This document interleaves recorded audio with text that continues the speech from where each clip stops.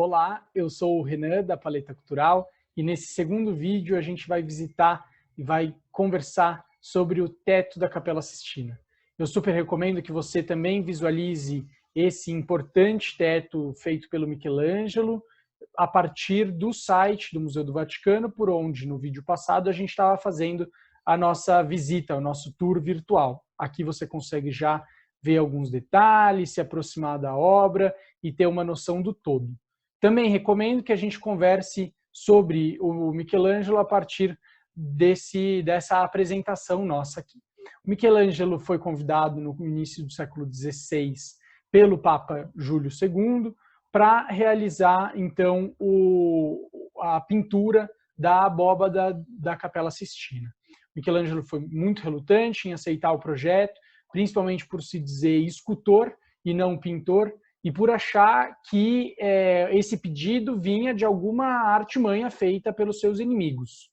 Então, ele relutou, ficou em Florença por muito tempo, mas não conseguiu. O pedido papal é sagrado e ele teve que ir para Roma, então, realizar esse trabalho.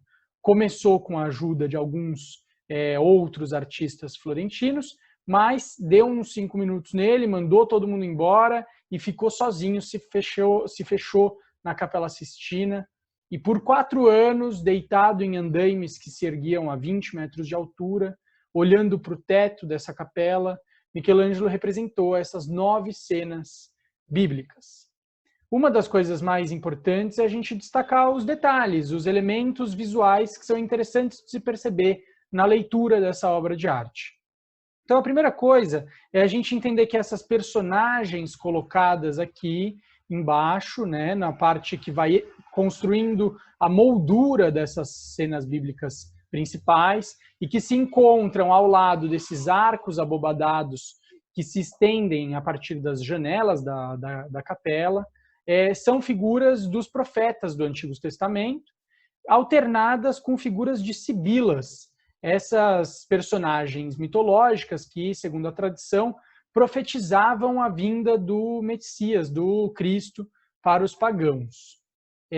A gente consegue perceber também como o Michelangelo consegue construir um repertório gestual, um repertório de como representar em termos pictóricos as diversas posturas humanas, como que os músculos se comportam, como que os corpos humanos se comportam em diversas cenas possíveis.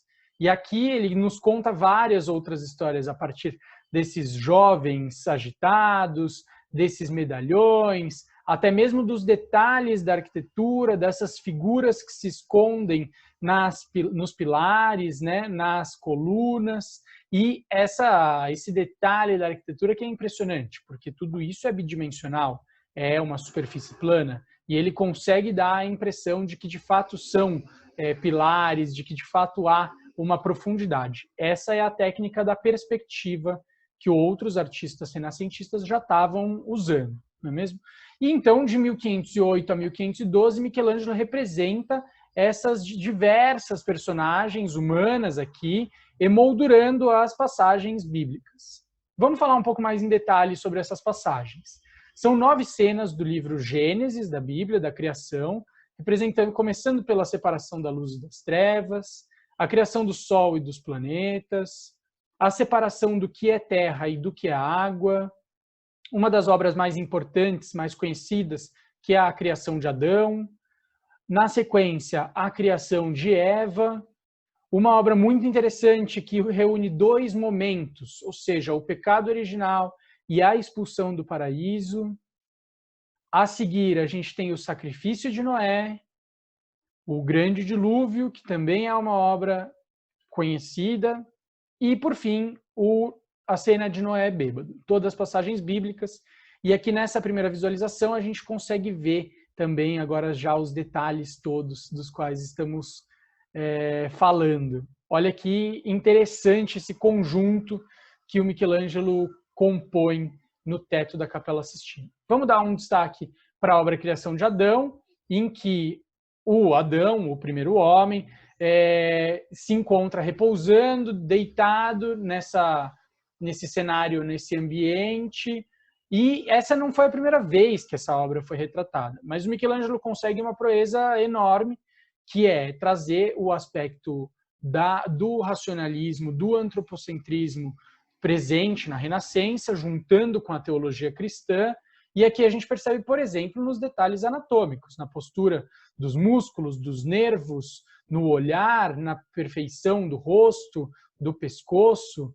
Então, quer dizer, todos esses detalhes que nunca tinham conseguido ser representados assim, nunca tinham sido buscados assim. Deus, trazido por esse manto que flutua no ar junto com seus anjos, e que nem mesmo encostando o dedo em Adão já lhe dá a vida. A presença do racionalismo aqui, claro, se dá pela forma do cérebro humano, que é compatível com a forma desse manto em que Deus aparece para Adão, e também pelo fato de que essa obra não é Deus e nem Adão, mas sim a representação em uma superfície feita por um ser humano, feita por Michelangelo. Então, a racionalidade, o racionalismo presente no Renascimento está aí também, no sentido de que essa é uma criação humana. E aí, um dos detalhes mais interessantes é que o foco da obra se concentra na junção, no encontro dessas mãos. Aqui a gente pode pensar na mão de Davi, também, que Michelangelo já tinha esculpido, no quão difícil é essa representação e na força, na simplicidade e na força que ela tem. E, claro, que nos traz a ideia de onipotência, um Deus criador, um Deus que mal se aproxima, já traz a vida. Então, a criação de Adão, com certeza, vai se imortalizar aí, desde a sua realização por Michelangelo até os nossos dias, para todo mundo que visita a Capela Sistina presencialmente ou, no nosso caso aqui, virtualmente. Se você gostou desse vídeo, continua com a gente, que o próximo é sobre o Juízo Final, esse outro mural impressionante do Michelangelo também lá na Capela Sistina. Até já!